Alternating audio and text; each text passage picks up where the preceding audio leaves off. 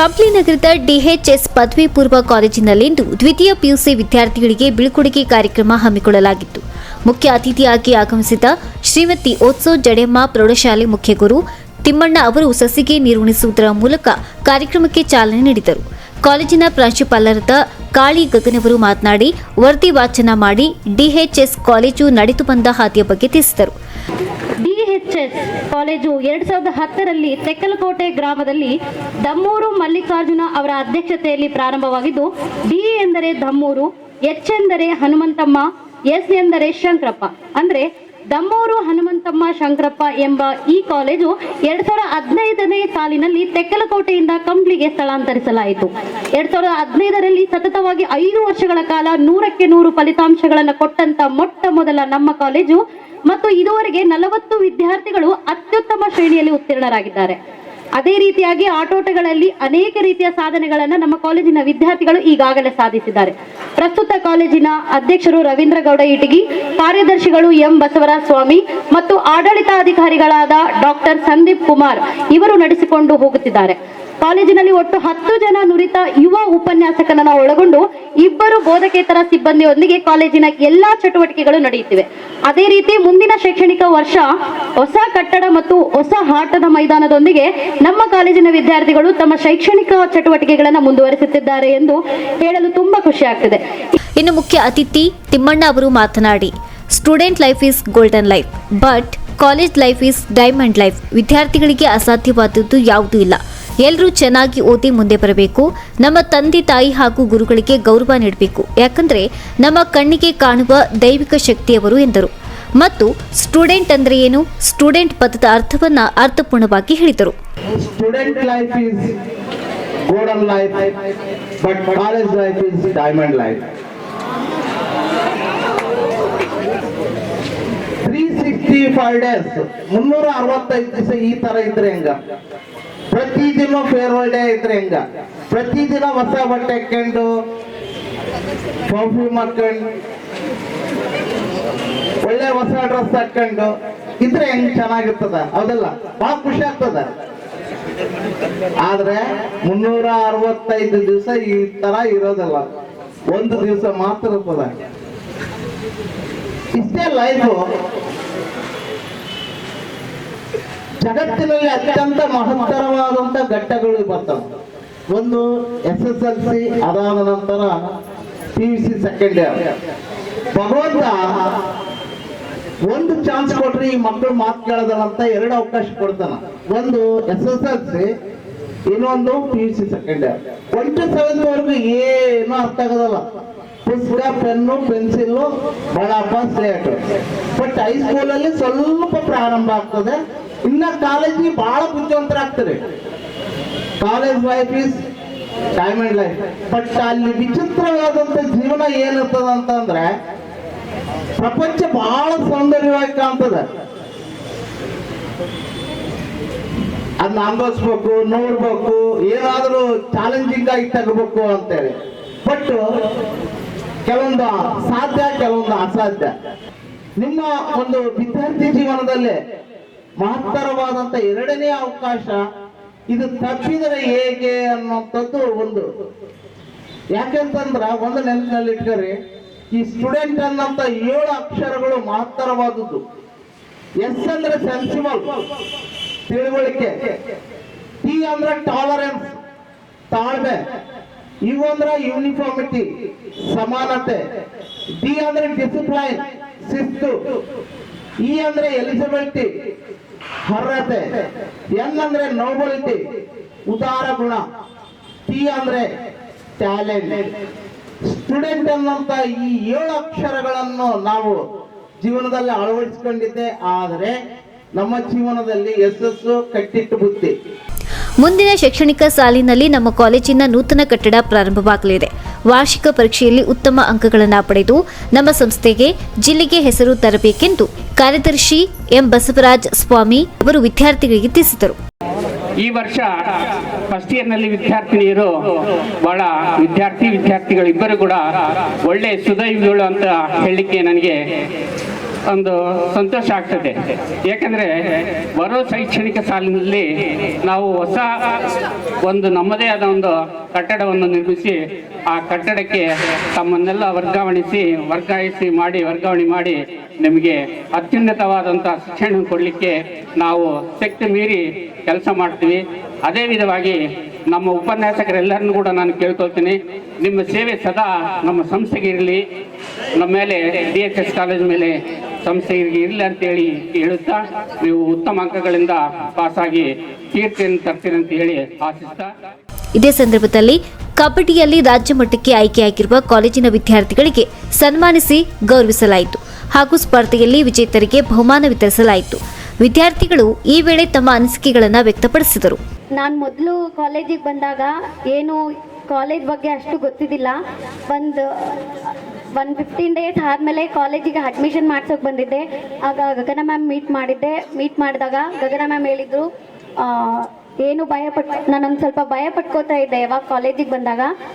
ಏನು ಭಯ ಪಟ್ಕೋಬೇಡಮ್ಮ, ನಾನಿದ್ದೀನಿ, ನಾನು ಅಕೌಂಟ್ಸ್ ಟೀಚರೇ, ನಿನಗೆಲ್ಲ ಹೆಲ್ಪ್ ಮಾಡ್ತೀನಿ, ಏನಾದರೂ ಪ್ರಾಬ್ಲಮ್ಸ್ ಇದ್ದರೆ ಶೇರ್ ಮಾಡು ಅಂತ ಎಲ್ಲ ಹೇಳಿದರು. ನೆಕ್ಸ್ಟು ಸೀನಿಯರ್ಸ್ ಎಲ್ಲ ಪರಿಚಯ ಆದರು. ಫಸ್ಟ್ PUC ಏನೋ ಕಂಟಿನ್ಯೂ ಆಯಿತು.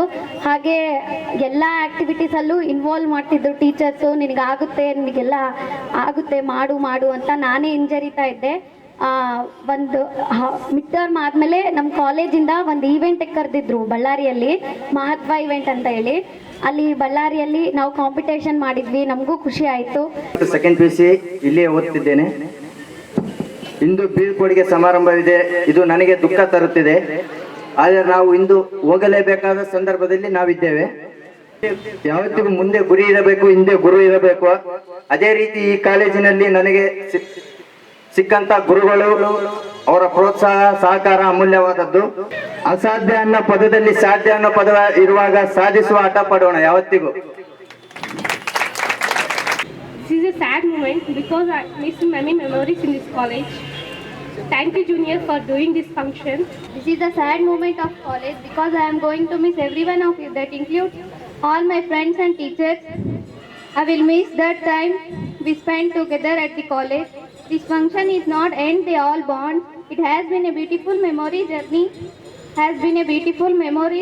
In this college, and have enjoyed trip in this college. Success in your life, new juniors. Thank you for doing this function. Once again, thank you, juniors. Do well. ಆಂಗ್ಲ ಶಿಕ್ಷಕರಾದ ಗಜೇಂದ್ರರವರು ಮಾತನಾಡಿ, ವಾರ್ಷಿಕ ಪರೀಕ್ಷೆಗೆ ಇನ್ನು 28 ದಿನಗಳ ಸಮಯ ಇದೆ. ಎಲ್ಲ ವಿದ್ಯಾರ್ಥಿಗಳು ಚೆನ್ನಾಗಿ ಓದಿ ಹೆಚ್ಚಿನ ಅಂಕಗಳನ್ನು ಪಡೆಯುವುದರ ಮೂಲಕ ಕಾಲೇಜಿನ ಹೆಸರು ರಾರಾಜಿಸಲಿ ಎಂದು ತಿಳಿಸಿದರು. ಈ ಒಂದು ಸುಮಧುರವಾಗಿರ್ತಕ್ಕಂತಹ ಒಂದು ಅನುಭವ ಮತ್ತು ಈ ಶಿಕ್ಷಣ ನಾವೇನ್ ತಗೊಂಡಿದೀವಿ ಅನ್ನೋದು ಈ 2 ವರ್ಷದಲ್ಲಿ ಗೊತ್ತಾಗ್ತಾ ಹೋಗ್ತದೆ. ಇದು PUC ಅಂತಕ್ಕಂಥದ್ದು ಟೀನ್ ಏಜ್ ಮುಗಿದು ಹೋಗ್ತದೆ ಮತ್ತು ಒಂದು ಒಳ್ಳೆಯ ಅವಕಾಶವನ್ನ ಕೊಡ್ತಕ್ಕಂಥ ಏಜ್ ಯಾವುದು ಅಂತಂದ್ರೆ ಅದು ಟೀನ್ ಏಜ್.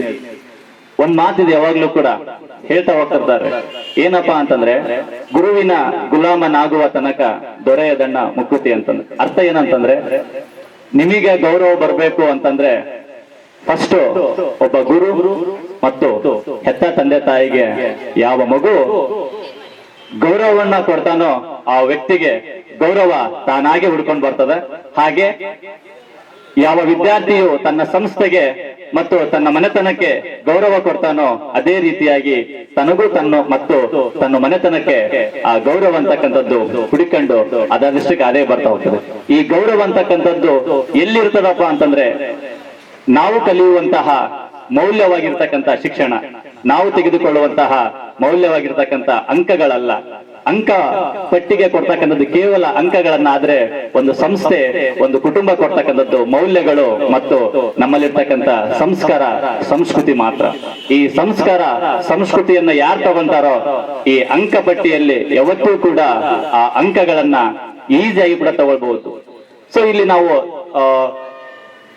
ಒಬ್ಬ ರಾಷ್ಟ್ರಕವಿ ಆಗಿರ್ತಕ್ಕಂಥ ಅಂದ್ರೆ ನೊಬೆಲ್ ಪ್ರಶಸ್ತಿ ವಿಜೇತರಾಗಿರ್ತಕ್ಕಂತಹ ಈ ಟಾಗೂರ್ ಅವರೊಂದು ಮಾತು ಹೇಳ್ತಾರೆ. ಏನಪ್ಪಾ ಅಂದ್ರೆ, ಶಿಕ್ಷಣ ಅಂತಕ್ಕಂಥದ್ದು ಕೇವಲ ಅಂಕಗಳನ್ನು ತೆಗೆದುಕೊಳ್ಳುವುದು ಅಷ್ಟೇ ಅಲ್ಲ. ಶಿಕ್ಷಣ ಅಂತಕ್ಕಂಥದ್ದು ಶಿಕ್ಷಣದ ಅಂಕಗಳ ಜೊತೆಗೆ ಮೌಲ್ಯವಾಗಿರ್ತಕ್ಕಂತಹ ಈ ಮೌಲ್ಯಗಳನ್ನ ನೀಡುವುದೇ ನಿಜವಾದ ಶಿಕ್ಷಣ ಅಂತಕ್ಕಂಥದ್ದು ಹೇಳ್ತಾ ಹೋಗ್ತಾರೆ. ಈ ಮೌಲ್ಯಗಳು ಮತ್ತು ಸಂಸ್ಕಾರ ಸಂಸ್ಕೃತಿಯನ್ನ ಕೊಡೋದ್ರಲ್ಲಿ ನಮ್ಮ ಕಾಲೇಜು ಯಾವುದೇ ಹಿಂದಿದ್ದಿಲ್ಲ. ಈ ನಿಮ್ಗೆಲ್ಲರಿಗೂ ಕೂಡ ಒಂದು ಮೌಲ್ಯವಾಗಿರ್ತಕ್ಕಂಥ ಸಂಸ್ಕಾರ ಸಂಸ್ಕೃತಿಯನ್ನ ಕೊಟ್ಟಿದೆ ಅನ್ನೋದಕ್ಕೆ ಕಾರಣನೇ ಇವತ್ತು ನೀವು ಕುತ್ಕೊಂಡಿರ್ತಕ್ಕಂತಹ ರೀತಿನೇ ಸಾಕು ಎದ್ದು ಹೇಳ್ತಾ ಇದೆ ಈ ಮೌಲ್ಯಗಳು ಎಷ್ಟೊಂದು ಸಿಕ್ಕಿದೆ ನಿಮಗೆ ಅಂತಂದು ಹೇಳ್ಬಿಟ್ಟು. ಇನ್ನು ಈ ಕಾರ್ಯಕ್ರಮದಲ್ಲಿ ಸಂಸ್ಥೆ ಅಧ್ಯಕ್ಷರಾದ ರವೀಂದ್ರಗೌಡ ಇಟ್ಕಿಯವರು, ಆಡಳಿತಾಧಿಕಾರಿ ಡಾಕ್ಟರ್ ಸಂದೀಪ್ ಕುಮಾರ್, ಉಪನ್ಯಾಸಕರಾದ ಶ್ರೀಮತಿ ಭವಾನಿ HM, ತ್ರಿವೇಣಿ, ಹುಲಿಗೇಶ್, ರೆಹಮತ್ ವಲಿ, ಗಾಯಕ್ವಾಡ್, ಸೌಮ್ಯ ಹಾಗೂ ವಿದ್ಯಾರ್ಥಿಗಳು ಪಾಲ್ಗೊಂಡಿದ್ದರು. ಬ್ಯೂರೋ ರಿಪೋರ್ಟ್ ರಘುವೀರ್, ಸಿದ್ಧಿ ಟಿವಿ, ಕಂಪ್ಲಿ. ಎಲ್ಲ ವಿದ್ಯಾರ್ಥಿಗೆ ಪ್ರೀತಿಯಿಂದ ಹೇಳೋದಾದ್ರೆ ಒಂದೇ ಮಾತಿನಲ್ಲಿ ಮುಗಿಸ್ಬಿಡ್ತೀನಿ. ಸಾಧನೆಗೆ ಮೇಲೆ ನೋಡು, ಜೀವಿಸಲು ಕೆಳಗೆ ನೋಡು. ಈ ಮಾತಿನ ಅರ್ಥ, ಸಾಧನೆ ಮಾಡಬೇಕಾದ್ರೆ ಅನೇಕ ಹೆಸರುವಾಸಿ ಹೆಸರುಗಳನ್ನ ಕಷ್ಟಪಟ್ಟು ಹೆಸರುಗಳನ್ನ ಗಳಿಸಿರ್ತಕ್ಕಂತಹ ಗಣ್ಯಮಾನ್ಯರುಗಳನ್ನ ನೋಡಿ ನಾವು ಸಾಧನೆಯನ್ನ ಮಾಡಬೇಕು. ಆದ್ರೆ ಜೀವಿಸಬೇಕಾದ್ರೆ ನಮಗಿಂತ ಕೆಳಮಟ್ಟದಲ್ಲಿರ್ತಕ್ಕಂತಹ ಬಡ ವ್ಯಕ್ತಿಗಳನ್ನ ನೋಡಿ ನಾವು ಜೀವಿಸ್ಬೇಕು. ದೇವರು ನಮ್ಗೆ ಇಷ್ಟರ ಮಟ್ಟಿಗೆ ತಗೊಂಡ್ಬಂದಿದ್ದಾನೆ ಅಂತಂದ್ರೆ ನಮಗೆ ಏನೋ ಒಂದು ಉನ್ನತವಾಗಿರ್ತಕ್ಕಂಥ ಕೆಲಸ ಮಾಡುವುದನ್ನ ಇಟ್ಟಿದ್ದಾನೆ ಜೀವನದಲ್ಲಿ. ಸೊ ಆದ್ರಿಂದ ನೆನಪಿನಲ್ಲಿ ಇಟ್ಕೋಬೇಕು, ಪ್ರತಿಯೊಬ್ಬ ವ್ಯಕ್ತಿಯು ನಿಮ್ಮ ನಿಮ್ಮ ನಿಮ್ಮ ಶ್ರಮದ ಹಿಂದೆ, ವಿದ್ಯಾರ್ಥಿ ಜೀವನದ ಶ್ರಮದ ಹಿಂದೆ ತಂದೆ ತಾಯಿಗಳ ಪರಿಶ್ರಮ ಇರುತ್ತೆ ಅಂತ ಹೇಳ್ತಾ, ಸೊ ಒಂದ್ ಕಡೆಗೆ ಏನಾಗುತ್ತೆ ಅಂತಂದ್ರೆ ದುಃಖ ಆಗತ್ತೆ ನಿಮ್ಮನ್ನೆಲ್ಲ ನಾವು ನಿಮ್ಮಿಂದ ನಾವು ಅಗಲ್ತಿದ್ದೀವಿ ಅಂತೇಳಿ. ಯಾಕಂತಂದ್ರೆ ನಕ್ಕಿತು ನನ್ನ ಮನವು ನಿಮ್ಮ ಪರಿಚಯವಾದಾಗ ಅಂತ. ಮನಸ್ಸು ಬಹಳ ನಮಗೆ ನಕ್ಕಿತು, ಬಹಳ ಸಂತೋಷ ಆಯ್ತು ನಿಮ್ಮನ್ನ ಪರಿಚಯ ಆದಾಗ. ಅರಳಿತು ನನ್ನ ಮನಸ್ಸು ನಿಮ್ಮ ಸ್ನೇಹವಾದಾಗ, ನಿಮಗೆ ಕ್ಲಾಸ್ ಮಾಡಿದಾಗ. ಮತ್ತು ಇವಾಗ ಅಳುತ್ತಿದೆ ನನ್ನ ಮನಸ್ಸು ನಿಮ್ಮನ್ನು ಅಗಲುವಾಗ ಅಂತ. ಇನ್ನೂ ಒಂದು 18-20 ದಿನ ಹೇಳ್ಬಿಟ್ನಂದ್ರೆ ನಮ್ ಸೆಕೆಂಡ್ ಇಯರ್ ಬ್ಯಾಚ್ ಹೋಗ್ಬಿಡ್ತಲ್ಲಪ್ಪ ಅಂತ ಒಂದು ಬಹಳ ಫೀಲ್ ಆಗ್ತಾ ಇದೆ. ಒಂದು ಒಳ್ಳೆ ಗುಡ್ ಬ್ಯಾಚ್. ಯಾಕಂತಂದ್ರೆ ಈ ಬ್ಯಾಚ್ ಒಂದು ಏನು ಸ್ಪೆಷಾಲಿಟಿ ಅಂತಂದ್ರೆ ಒಳ್ಳೆ ಚೆನ್ನಾಗಿ ಸ್ಕೋರ್ ಮಾಡ್ತಕ್ಕಂಥ ವಿದ್ಯಾರ್ಥಿಗಳು ಈ ಬ್ಯಾಚ್ ನಲ್ಲಿ ಇದ್ದಾರೆ. ಚೆನ್ನಾಗಿ ಹೋದ್ರಿ. ಏನಂತಂದ್ರೆ PUC ಎಂಡ್ ಆದ ನಂತರ ನೆಕ್ಸ್ಟ್ BCom ಮತ್ತು BA ಮಾಡ್ಕೊಳ್ರಿ. ಮುಂದೆ ಏನಂತಂದ್ರೆ ನೀವು ಒಂದು 21 ವರ್ಷ ಓದಿದ್ರಿ ಅಂತಂದ್ರೆ ಒಂದು 75 ವರ್ಷ ನೀವು ಆರಾಮಾಗಿ ಏನ್ ಮಾಡ್ಬೋದು ಅಂತಂದ್ರೆ ಸಂತೋಷವಾಗಿ ಇರ್ಬೋದು. ಅದ್ರ ಜೊತೆಗೆ DHS ಕಾಲೇಜ್ ಇದೆಲ್ಲ ಕಂಪ್ನಿಯಲ್ಲೇ ಬಹಳ ವಿಭಿನ್ನವಾಗಿರ್ತಕ್ಕಂಥ ಕಾಲೇಜು. ನಾನು ಡಿ ಅಂತಂದ್ರೆ ಡಿಫ್ರೆಂಟ್ ಕಾಲೇಜ್ ಎನ್ವೈರ್ಮೆಂಟ್ ಅಂತ. ಸೊ ಈ ಕಾಲೇಜಿನ ಎನ್ವೈರ್ಮೆಂಟ್ ಏನಾಗಿದೆ ಅಂದ್ರೆ ಡಿಫ್ರೆಂಟ್ ಆಗಿದೆ. H ಅಂತಂದ್ರೆ helpful and experience lecturer. So ಸಹಾಯನ ಮಾಡ್ತಕ್ಕಂಥ ಮತ್ತು ಅನುಭವ ಉಳ್ಳ ಉಪನ್ಯಾಸಕರು ಹೊಂದಿರತಕ್ಕಂಥ ಕಾಲೇಜು. ಎಸ್ ಅಂತಂದ್ರೆ ಸಕ್ಸಸ್ಫುಲ್ 100% ರಿಸಲ್ಟ್. ಸೊ ಸತತವಾಗಿ 5 ವರ್ಷಗಳ ಕಾಲ 100ಕ್ಕೆ 100% ರಿಸಲ್ಟ್ ಕೊಟ್ಟಿರ್ತಕ್ಕಂಥ ಕಾಲೇಜು. ಸೊ ಹಾಗಾಗಿ ಎಲ್ಲಾ ವಿದ್ಯಾರ್ಥಿಗಳು ಏನ್ ಮಾಡ್ಬೇಕಂದ್ರೆ ಚೆನ್ನಾಗಿ ಒಂದು ಸ್ಕೋರ್ ಅನ್ನ ಮಾಡಬೇಕು. ಸೊ ಅದಕ್ಕೆ ಕಷ್ಟವಲ್ಲ ಗೆಳೆಯ PUC ರಿಸಲ್ಟ್, ಅದಕ್ಕೆ ಬೇಕು ಅಭ್ಯಾಸ ಎಂಬ ತಪಸ್ಸು. ಮಾಡ್ಕೋಬೇಕು ನೀ ಗಟ್ಟಿ ಮನಸ್ಸು, ಇಲ್ಲದಿದ್ದರೆ ನೀನು ನಪಾಸಾಗಿ ಮನೆಗೆ ವಾಪಸ್ಸು ಅಂತ ಹೇಳುತ್ತಾ ಎಲ್ಲಾ ವಿದ್ಯಾರ್ಥಿಗಳು ಏನ್ ಮಾಡ್ಬೇಕಂತಂದ್ರೆ ಗಟ್ಟಿ ಮನಸ್ಸನ್ನ ಮಾಡ್ಕೊಂಡು 28 ದಿನ ಕಾಲ ನೀವೇನಾದ್ರು ಚೆನ್ನಾಗಿ ಓದಿ ಅಂತಂದ್ರೆ ನಿಮ್ಮ ಪರ್ಸೆಂಟೇಜ್ ಏನಾಗುತ್ತಂದ್ರೆ 98 ಆಗುತ್ತೆ ಅಂತ ಹೇಳುತ್ತಾ ಎಲ್ಲಾ ವಿದ್ಯಾರ್ಥಿಗಳು ನೆಕ್ಸ್ಟ್ DHS ಕಾಲೇಜಿಂದು ಓನ್ ಬಿಲ್ಡಿಂಗ್ ಆಗುತ್ತೆ. ಅಲ್ಲಿ ಬಿಲ್ಡಿಂಗ್ ಜೊತೆಗೆ ಒಳ್ಳೆ ಗ್ರೌಂಡ್ ಸಹ ಇದೆ, ಒಳ್ಳೆ ಪರಿಸರವಿದೆ. ಈ ವರ್ಷ ರಾಜ್ಯ ಮಟ್ಟಕ್ಕೆ ಸೆಲೆಕ್ಷನ್ ಆಗಿರಲ್ಲ, ಮುಂದಿನ ವರ್ಷಕ್ಕೂ ಸಹ ಬೇರೆ ಬೇರೆ ಕ್ರೀಡೆಗಳಲ್ಲಿ ರಾಜ್ಯ ಮಟ್ಟಕ್ಕೆ ನೀವು ಸೆಲೆಕ್ಷನ್ ಆಗ್ಬೇಕು. ಅದ್ರ ಜೊತೆಗೆ ಈ DHS ಕಾಲೇಜ್ ಏನೈತಲ್ಲ, ಇದು DHS ಶಿಕ್ಷಣ ಮಹಾವಿದ್ಯಾಲಯನ್ನಾಗಿ ಬೆಳೆಸ್ತಕ್ಕಂತ ಕೆಲಸ ನಿಮ್ಮ ಜವಾಬ್ದಾರಿಯಾಗಿದೆ. ಸೊ ಹಾಗಾಗಿ ನಿಮ್ಮ ಫ್ರೆಂಡ್ಸ್ ಅನ್ನ ಮತ್ತು ನಿಮ್ಮ ಸಿಸ್ಟರ್ಸ್ ಮತ್ತು ನಿಮ್ಮ ಬ್ರದರ್ಸ್ ಯಾರಿದ್ದಾರೆ ಅವ್ರನ್ನ ಮುಂದಿನ ಶೈಕ್ಷಣಿಕ ವರ್ಷಕ್ಕೆ ತಗೊಂಡ್ಬಂದು ಅಡ್ಮಿಷನ್ ಅನ್ನ ಮಾಡಿಸಿ ಈ ಕಾಲೇಜನ್ನ ಪ್ರೋತ್ಸಾಹಿಸ್ರಿ ಮತ್ತು ಶಿಕ್ಷಣ ಸಂಸ್ಥೆಯನ್ನು ಬೆಳೆಸಿ ಅಂತೇಳಿ ನಿಮ್ಮಲ್ಲಿ ನಾನು ವಿನಂತಿ ಮಾಡಿಕೊಳ್ಳುತ್ತೇನೆ. ಸೊ ಅದ್ರ ಜೊತೆಗೆ ನಿಮ್ಮ ಭವಿಷ್ಯ ಅಂದ್ರೆ ನಿಮ್ಮ ಮನಸ್ಸು ಮಲ್ಲಿಗೆ ಆಗಲಿ, ನಿಮ್ಮ ಗುಣಗಳು ಗುಲಾಬಿ ಆಗಲಿ, ನಿಮ್ಮ ಜೀವನ ಉಜ್ವಲವಾಗಲಿ ಎಂದು ಹೇಳುತ್ತಾ ಡೈಮಂಡ್ ಹೇಳೋದಲ್ಲ, ಅದು ನಿಮ್ಮ ಹತ್ರ ಕಾಣ್ತಾ ಇದೆ. ಯಾಕಂದ್ರೆ ನಾವು DHS ಕಾಲೇಜ್ ಸ್ಟೂಡೆಂಟ್, ಅದು ನಿಂತಿರ್ಲಿ. ವೇದಿಕೆ ಮೇಲೆ ಕುಳಿತಿರುವಂತ ಮುಖ್ಯ ಗುರುಗಳಿಗೂ ಮತ್ತು ಕಾರ್ಯದರ್ಶಿಗಳು ಈ ಕಾರ್ಯಕ್ರಮ ಪರವಾಗಿ ಅವರಿಗೂ ಕೂಡ ವಂದನೆ ಹೇಳ್ತಾ, ಕೆಲವಷ್ಟು ನಾನು ನನ್ನ ಈ ಕಾಲೇಜಿನ ಅನುಭವ ಮತ್ತು ವಿದ್ಯಾರ್ಥಿಗಳ ಒಡನಾಟ ಯಾವ ರೀತಿ ಇತ್ತು ಅನ್ನೋದನ್ನ ಪ್ರಾಕ್ಟಿಕಲ್ ಆಗಿ ನೇರವಾಗಿನೇ ಹೇಳಕ್ ಇಷ್ಟಪಡ್ತೀನಿ. ವಿದ್ಯಾರ್ಥಿಗಳೇ, DHS ಕಾಲೇಜು ಮತ್ತು ಈ ಕಂಪ್ನಿಯಲ್ಲಿರ್ತಕ್ಕಂಥ ಸುಮಾರು ಕಾಲೇಜ್ಗೆ ಕಂಪೇರ್ ಮಾಡೋಕ್ಕಲ್ಲ, ಅನುಭವದ ಮಾತುಗಳನ್ನು ನಿಮ್ಮ ತಮ್ಮಲ್ಲಿ ಹಂಚಲು ಇಷ್ಟಪಡ್ತೀನಿ. ನೋಡ್ರಿ, ಬೇರೆ ಕಾಲೇಜಲ್ಲಿ ಒಂದು ಕಾಲೇಜ್ ಸ್ಟ್ರಕ್ಚರ್ ಏನೇನು ಬೇಕೋ ಆ ಸ್ಟ್ರಕ್ಚರ್ ಇದ್ರೆ ಮಾತ್ರ ಪೇರೆಂಟ್ಸ್ ಅಡ್ಮಿಷನ್ ಮಾಡೋಕ್ಕೆ ಹಿಂದೆ ಮುಂದೆ ಮಾಡೋದ್ರಲ್ಲಿ ಕಷ್ಟ.